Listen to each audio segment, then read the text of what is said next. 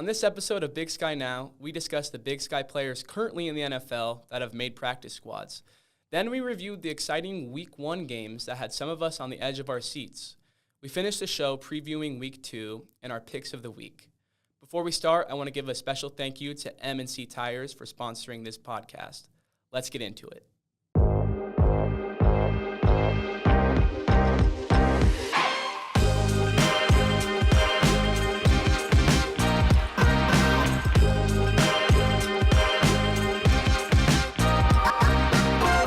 Welcome, everyone. I am Luke Schmidt, your host of the Big Sky Now podcast. I am very delighted today to have the pleasure of being joined by Daily Interlake sports editor Fritz Neighbor, Daily Interlake sports reporter John Allen, and Coeur d'Alene sports editor Mark Nelke. Let's not waste any time, guys, and get right into it. Before we talk about Week 1, I know some were curious. I want to bring up that Montana State's Tommy Mellott and Montana's Junior Bergen were waived from their NFL teams before the season started. Also, former Glacier and Montana football standout Patrick O'Connell was waived. O'Connell was brought back to the Seahawks practice squad, as well as Bergen for the Niners. Fritz, I want to hear from you first. What's your reaction maybe to Mellott not making the practice squad for the Raiders? Yeah, if I had to rate my surprise, I was most surprised when O'Connell was cut because he had a really good preseason. And then after that is Mellott. I thought for sure he'd stick on the practice squad. I mean, he's drafted, and draftees have a certain salary slot that they fit into. And I found the press conference from Spytech, the GM for the Raiders, and partly it was a numbers game. He's part of a big group of receivers they brought in, and all those guys except for Mellott had played a lot of receiver in college, and they all came through it healthy. So when it came down to getting down to 53 for active roster and 17 on the practice squad, he wasn't there. So it's kind of too bad because I think when he was a true freshman at MSU, he was doing the same thing he did during the preseason. He was kind of flitting here and there and playing well on special teams. So Bergen I was less surprised about because he dropped a punt, but I kind of thought he would wind up on the practice squad. And he did, and I just thought Mellott would wind up on the practice squad as well. Yeah, for Mellott, like you said, came down to experience. Hopefully he gets another shot. John, let's talk about O'Connell. As we just said, he had a great preseason, but we're talking about your Seahawks, so I'll let you give your opinion on if you were surprised, especially he didn't make the 53. Yeah, I was definitely a bit surprised that he didn't end up on the roster. Like Fritz mentioned, he was a great kind of a standout for the Seahawks in the preseason. He led the team in tackles there in their final game. I think he was joint tied for most tackles there in game 2 against the Chiefs. So I think he had 11 tackles just between those 2 games. I am a bit surprised that he didn't end up on the roster, but it's kind of what happened to him last year too. He ended up on the practice squad. Some injuries happened. He ended up playing. I think he ended up on the roster for about 9 of these 18 games. I could be wrong, 9 of 17. But he did get some playing time in there at the end of the season, especially. Mark, anything you wanted to add before we jump over to Week 1 after hearing some of this news? Yeah, I'm kind of like Fritz. I was kind of surprised Mellott didn't at least make the practice squad. Seems like he's kind of a unique talent. He's not just a receiver. He can do a lot of other things, and it seems like they'd want to keep him around, see what they could do, down the road. As a 49er fan, I was kind of hoping Bergen would make the roster. I'm happy he's on the practice squad. I mean, obviously, they didn't value him that much as a receiver because they kept bringing in other receivers when they were injured and stuff like that. So his value to them is obviously as a kick returner or punt returner. And we saw the one where in the first game he broke the one. And that looked good. He had another one in the last game where it was a short kick and it bounced and he caught it on the run and he almost broke that one. And there was a shoestring tackle. So I think the 49ers, I don't think they returned a punt for a touchdown maybe since, before they joined the NFL. But that's a place if they trust him enough. Shanahan doesn't really trust rookies that much, but he could help him as a punt returner. Although they brought in Sky Moore to return punts, so So what do we know? But I think he has value as a punt returner if they kind of give him a chance, because they kind of need, that would help them, because usually they just catch punts or they let them land or something. They don't ever get any big plays on kick returns. Yeah, and like you just said about Malott, I was surprised, like you said, because I thought he could be used, especially in that offense, not having a good couple of years, as a gadget kind of player. Can throw the ball. He's fast. I was very surprised, at least the practice squad, especially for the draft pick not making it there. And then, yeah, I thought Bergen, when I watched versus my Broncos, he actually had, like you said, great punt return. I thought that game was kind of his coming out party to possibly make the team. But like you said, I think when it comes down to rookies, Shanahan made his decision, but ultimately wish those guys still the best of luck. Their chapters just turned and they've got lots of time left. So let's jump over to our recap of week 1. We finally had a full weekend of football in the Big Sky. A few games went as anticipated, and some of them were closer than we thought. Fritz, I'll start with you. I want to hear maybe your takeaway from the Montana State-Oregon game and anything else that caught your eye. Well, I kind of thought the Cats would play that game a little closer. They kind of been tending to reload on up front. They have 2 really good running backs. I know they're mixing in somebody new at quarterback, and Oregon's for real. We all know that Oregon's really got a good program. I did notice, I was listening to the game on the radio while I was at work, and they started a freshman, Braden Zimmer, at left tackle, which seems a really maybe one of the toughest spots to start a freshman.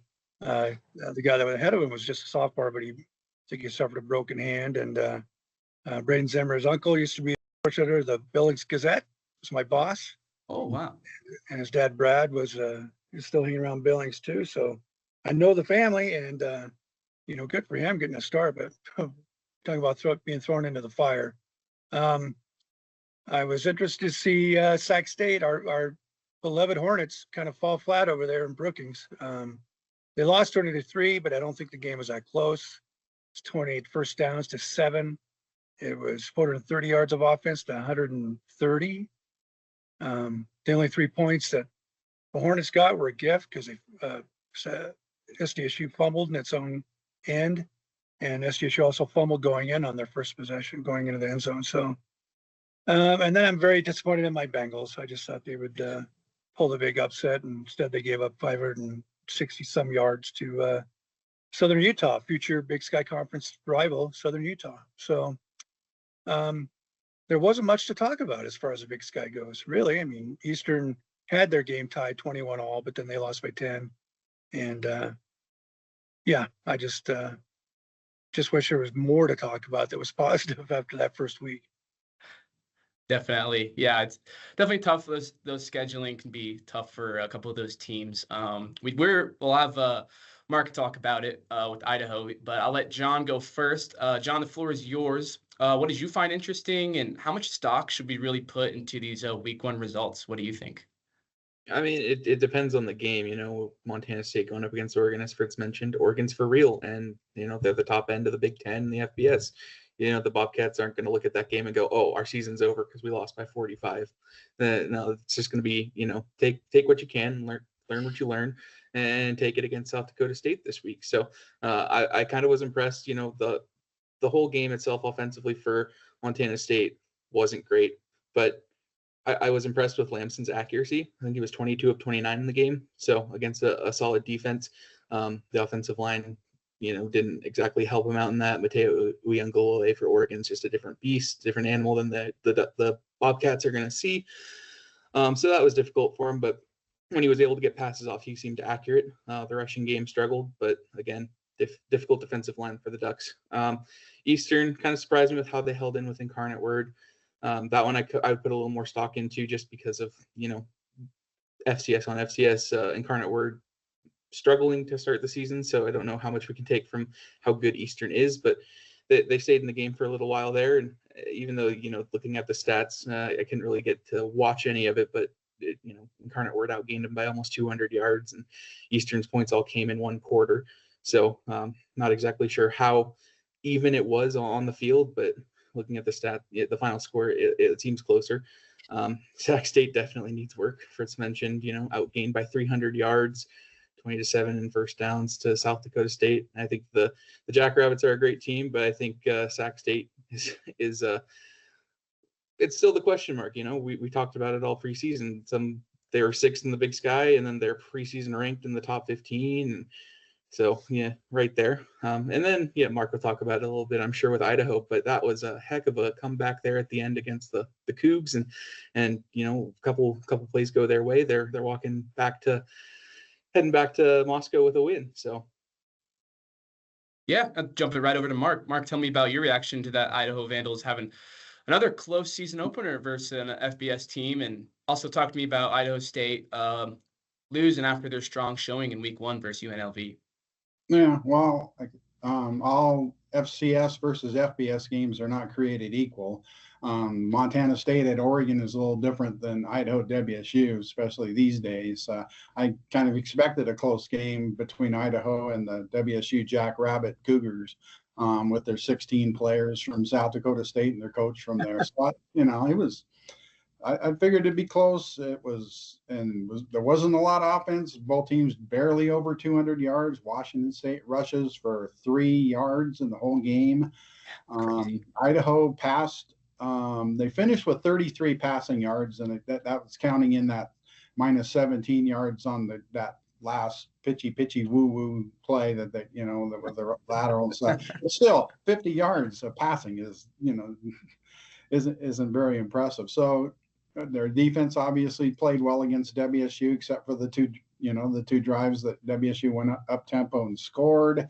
Idaho punted 5 times, and all of them were in WSU territory, which is kind of crazy. I mean, I looked at all of the situations, and there really wasn't one where you'd look at and go, oh, maybe they should have went for it. There was a 4th and 5 at the 49, maybe, but the rest one was 12, one was 21, one was 13, one was 4th and 10. So there kind of wasn't, there wasn't a situation where maybe they were being conservative. They were just kind of, you don't see that much where people punt from the other team's territory usually anymore. You just kind of go for it because you figure you can get the ball back and stuff like that. Then I thought about Jason Eck when Idaho had that 4th and 4 at the 3 or whatever it was at the end when they had after the fumble returned. And Thomas Ford elects to kick the field goal, and that's fine. Play for a tie and overtime and stuff like that. We've watched X teams the last 3 years go for it on 4th down quite a bit, and sometimes they'd fake punt and do that kind of stuff. So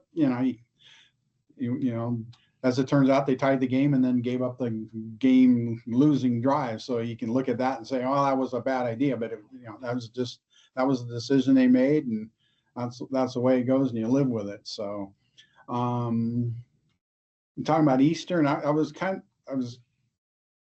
guess you can be impressed with an Eastern defense that only gave up 463 yards.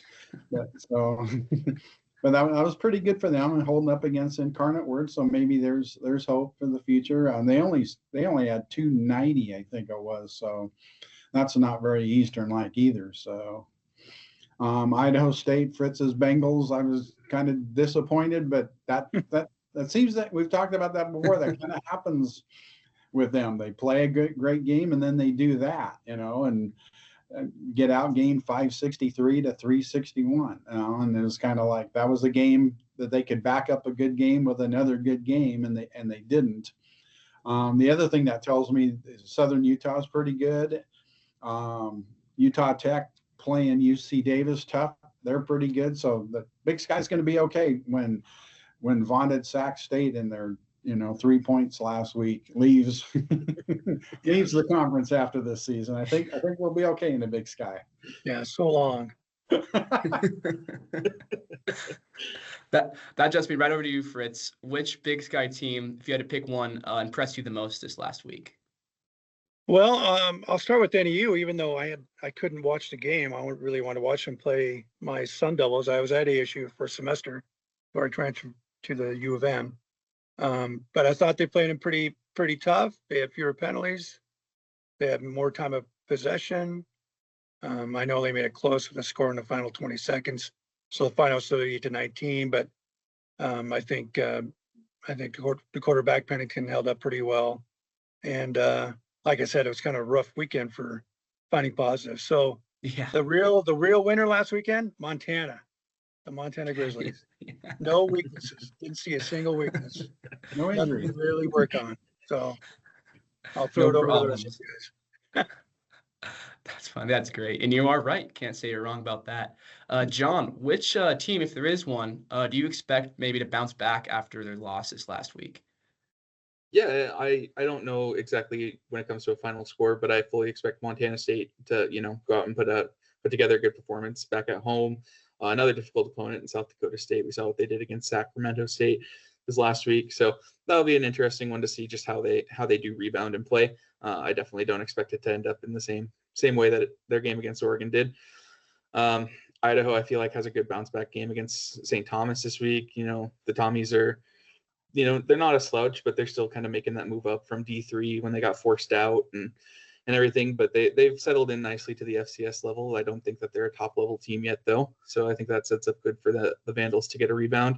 And Northern Arizona getting to host Utah Tech. We saw them last week. The Trailblazers, went up 24-7 against UC Davis, and Davis rallied back to win that one. So Utah Tech's no slouch, but Lumberjacks getting to hopefully establish this home field advantage we talked about that Fritz says that they should have, but never seem to take advantage of. So let's see if they can establish that early and get rolling, because they're one of my picks to win the Big Sky this year. Yeah. And Mark, last part of here, week one, in your opinion, was there a team or a player maybe that had an underrated performance that we haven't talked about yet, or anything that caught your eye before I give my recap and we move on? Maybe a couple. I mean, we kind of talked about NAU playing ASU tough. That, NAU's coming off a good year and got big plans for this year. So that was nice to see them, keep up with them. San Diego State, the San Diego State Jackrabbit, former Cougars or soon to be Cougars and stuff like that. Still pretty good. I mean, you lose 17 guys. I mean, Idaho has had that happen the last couple of years, and they've reloaded. So kudos to South Dakota State for reloading. I mean, they also lost their quarterback too.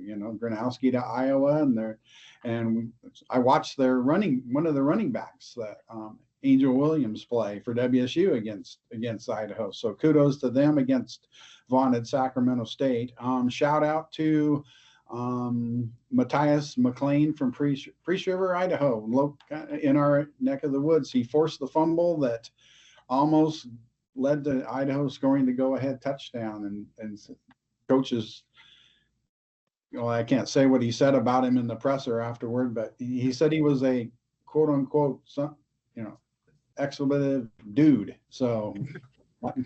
And I'll play you the tape if you want to hear it. But he's high on him. He was high on him in the preseason, and he expects a lot of big things from him in the future. And so remember the name, Matthias McLean, number 89 for Idaho.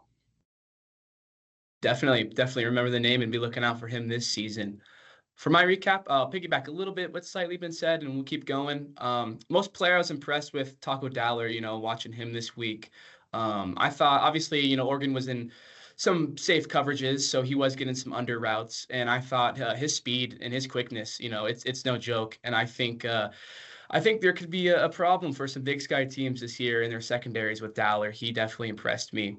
We already talked about Idaho, but I picked them last week in our picks, and they were so close to giving me the edge on you guys. So that game had me on my edge of my seat. I thought that was going to possibly be an upset. Their run defense looked very solid. Like we said, 3 total rushing yards on 22 carries, but Joshua Wood only having 33 passing yards is kind of where the Cougars took the edge back on that game.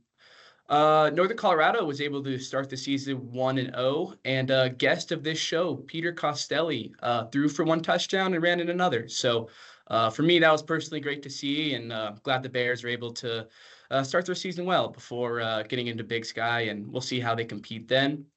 Wrapping up my recap, UC Davis, just like John said, scoring 24 unanswered points, quieted the doubt I was about to speak on that team for this podcast. So props to them for bouncing back and having a big game versus Washington next week.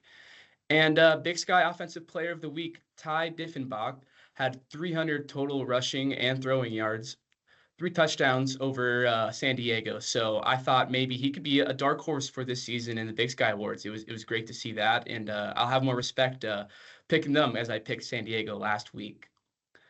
Let's jump now to next week. We have some very fun matchups to discuss. Week 2 features South Dakota State traveling to Bozeman, take on the Bobcats for their Gold Rush game, and Montana opens their season versus Central Washington at home. And I can't forget about Eastern Washington going to the Blue Turf and playing Boise State Friday night. So, Fritz, I'll jump with you again. Let's hear what games you'll be watching out for and talk to me about Montana's first game of the season. I know you've been down there for practice. Yeah. Well, first of all, congrats on the Luke Schmidt bump to the UNC quarterback. Maybe that can be a weekly thing. You can just give everybody a bump and a win. I'll be at the Grizz game Saturday night, and they're playing a D2 team, but Central Washington has been pretty good again. A few years ago during the COVID pandemic, Montana only played 2 games in the spring of 2021, and one of them was Central Washington, and the Grizz won 59-3. However, in 2008, Central Washington came in with a quarterback named Riley from Flathead High, and the Grizz barely scraped by 38-35. Grizz lost in the title game, FCS title game that year, and Central Washington lost to the eventual D2 champion in the playoffs by 1, Northwest Missouri State. So I think this Central Washington team is a lot closer to that 2008 team than the 21 team. They got a guy named Kennedy McGill at quarterback who I think he ran for 140 and threw for 190 last Thursday, and they beat up on Colorado Mesa, and so he's a 3-star recruit who didn't fall to the Wildcats. He was actually just came there straight out of high school, and they have an Idaho transfer, plenty of those around. Jalen Grable caught one of his long touchdown passes. A Wazoo transfer caught the other one, named Mason Jurgens. I think they're going to be fun to watch. I think Ayat will be the starting quarterback. I could probably ballpark the starters on defense, but there's going to be 11 of them, new ones. So it'll be interesting. I think the Grizz will be playing in front of a packed house. I think we just got a release that they're sold out for the whole season. So it'll be tough for the Wildcats to handle that, and I think the Grizz will be favored, but I think it'll be a good game. Yeah, and like you said, Grizz home openers usually have good success, but like you said, Central Washington might have something up their sleeve with a good team this year. Let's jump over to John. John, maybe tell me a game that some Big Sky fans keep their eyes on that's not jumping off the screen at first, and maybe any other games you're ready to watch. Yeah, well, I've been very vocal with dunking on Sac State, but I do think that they'd be one to watch this week, taking on Nevada. If you're going to look for a Big Sky over FBS game, which there are a lot of this week, that's the one to take the Big Sky team, in my opinion. The Wolfpack have kind of had some off years recently in the Mountain West. They got destroyed and came apart against Penn State last weekend. So, yeah, I definitely think Sac State might be able to march into Reno and come out victorious. We'll see. It's still early season. They're still figuring things out. Whole new roster there in Sacramento State. So, yeah, I think that's one to watch. A couple other ones I feel like maybe not going to be upset worthy, but should keep it close. I like UC Davis against Washington as a late night pick. That's the Huskies struggled last year under Jed Fish, and they didn't look exactly convincing early on against Colorado State a week ago. Of course, UC Davis needed the comeback to take down Utah Tech. But we saw them come out strong against Mercer in week 0 in the game that didn't count. Apart from that, let's see, I had one more. Oh yeah, it was Eastern. I don't think that this Boise State team's as good as everyone thought preseason. They kind of fell flat on their face against South Florida last week, and Eastern, while it may not have been the most best performance offensively, I don't think Jared Taylor had a very good game throwing. But I feel like Eastern could go in there and be able to hold their own on offense. It's just whether or not they'll be able to keep up with Boise State, because the defense still isn't exactly, a top Big Sky level defense that we think of. So. Thanks, John. And Mark, tell me about the Idaho State matchups this week and any other games you're turning into. I guess start with Idaho against the University of St. Thomas Tommies, who are now eligible for the FCS playoffs for the first year. After transitioning up, like you guys talked about, from D3 to D1 in 2021. They're in the Pioneer Football League with some other powerhouses like Drake, San Diego, Butler, Valparaiso, and stuff like that. So it's a chance for Idaho. It's their home opener, and even though it's, coming off a WSU game, they should still be pretty fired up, playing at home, and maybe a chance for Joshua Wood to get kind of on track, get the passing game going. They're running game is pretty good. Defense is fine and stuff like that. So it's a chance for maybe Idaho to, feel good about a game and put a hurting on somebody. Idaho State at the New Mexico former Vandals / Lobos with their 7 Idaho transfers and their coach Jason X. So if Cody Hawkins thought he was done coaching against Jason Eck, he was, after losing to him 3 years in a row, he was mistaken, because he gets to coach against them again. And New Mexico, I didn't see much of that game against Michigan, but 34-17 doesn't look too bad. Jack Lane with 208 yards passing and a touchdown, and guy from UNEC, Scott Ray Humphrey from Montana State. Yeah. Running the ball there. So I think it could be another long, could be an 0-3 start for Idaho State. Was supposed to be a promising season, and it may still be, but it could be a tough start. John mentioned Eastern at Boise State, which in the past, had the makings of a track meet. I think Boise State, after not playing very well last week, is going to come back. They're kind of a different animal on the blue turf. They'll probably wear their blue jerseys where you can't recognize them against the blue turf and stuff like that. And I think they'll unfortunately put a hurting on the Eastern, kind of get well. Maddox Madsen and the guys. I think they'll bounce back with a big win on Friday night while we're off covering high school football. They'll be beating up on Eastern down there on the blue turf. Yeah, battle of the red turf versus the blue turf. I didn't even think about that. That's pretty funny. Fritz, you talked about the Montana game. I forgot to ask you, what's a game you think that might be closer than some think? What are you looking at when you're looking at the entire scoreboard this weekend? Well, I think I wasn't real high on Utah Tech, but I think the NEU game with Utah Tech will be a little tighter than I would imagine a couple weeks ago. If I had to pick an upset, I'd probably pick Sac State again over Nevada. Nevada, it's no crime to get beat at Penn State by 4 touchdowns, but that's where Jeff Schote landed after he fled MSU. Sac State's, trying to talk themselves into being a D1 program, and so far so not good. So it really would be an upset if they went over and won at Nevada. So that's my one upset pick. Everything else kind of falls into place. Yeah. I think we've really covered it all. And, I think true Big Sky fans are going to have their eyes on the Cats opener for South Dakota State. As we said, Dan Jackson picked up his first collegiate win last week. So he's in a battle in Bozeman to try and get his second. But I'll be looking at that one for sure. And I'm excited to get to our next segment. Let's do our picks, and I'll recap how everyone did before you give your picks. We'll start with our defending champion of last year, Fritz. Fritz went 9 for 11 last week. Only games not correct were the Idaho State and Eastern Washington games they've lost. Let's hear your picks, Fritz. Okay, well, I will pick Boise over Eastern, and I'll pick the Lobos over the Bengals. I'll pick Idaho over the Purple Tommies of St. Thomas, who just picked up their first D1 win last week. I'll pick there's my upset special, Sac State over Nevada. That's dumb. I don't think that's going to work. But NEU over Utah Tech, Utah over Cal Poly.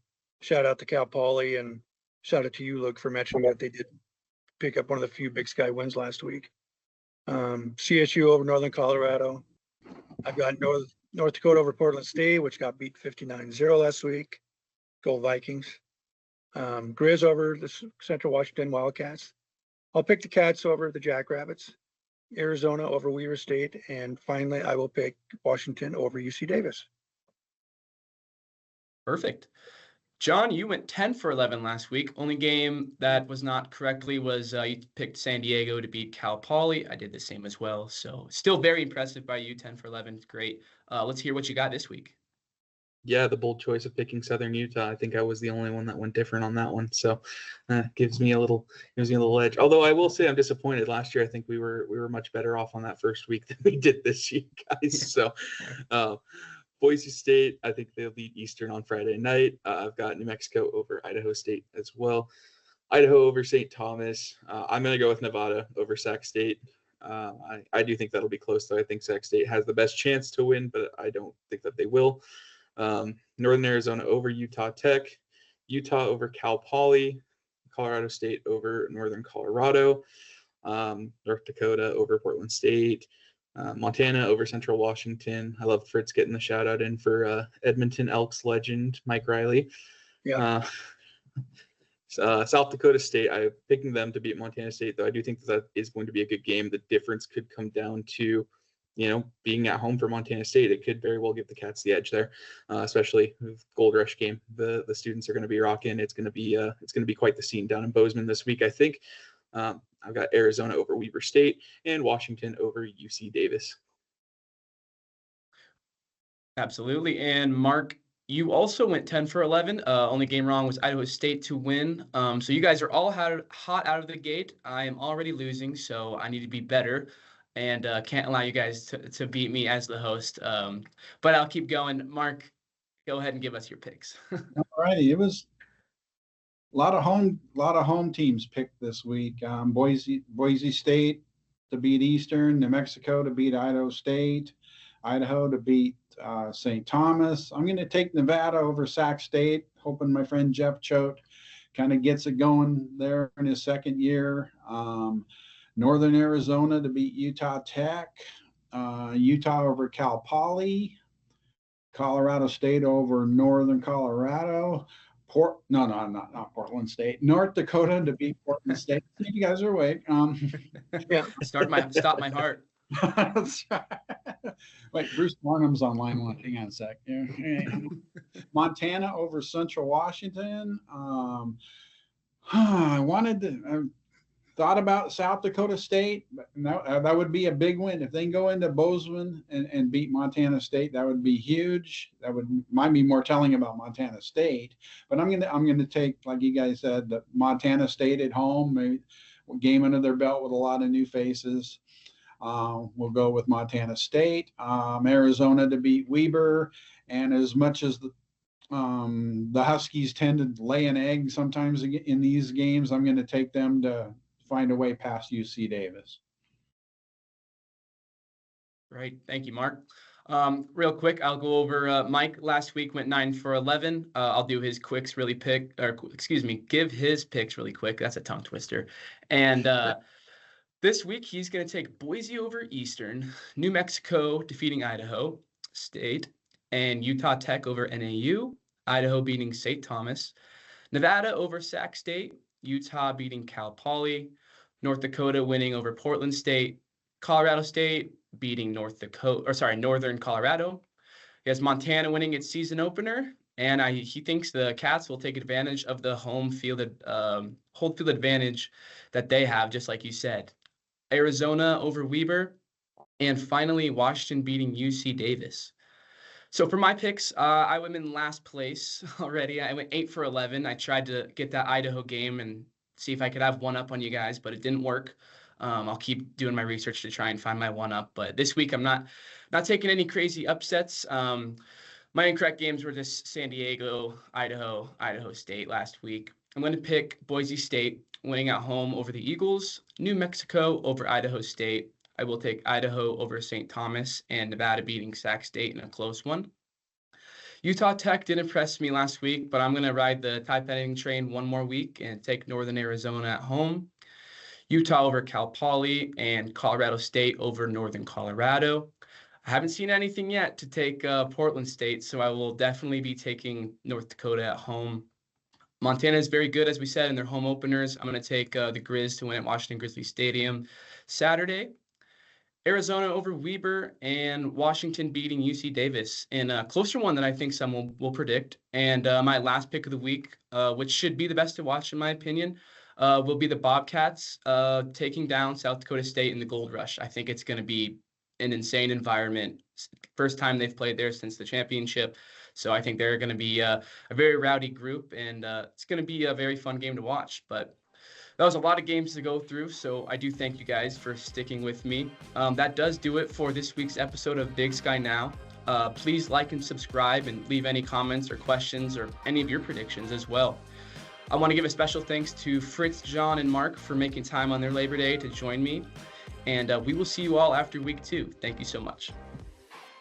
M&C Tire in Kalispell has been locally owned since 1979. From urban avenues to untamed trails, M&C Tire will help you conquer any terrain. Unleash the power within your ride. Stop into M&C Tire at 1271 North Meridian Road in Kalispell or mnctire.com. M&C Tire, wherever you go, we've got you covered.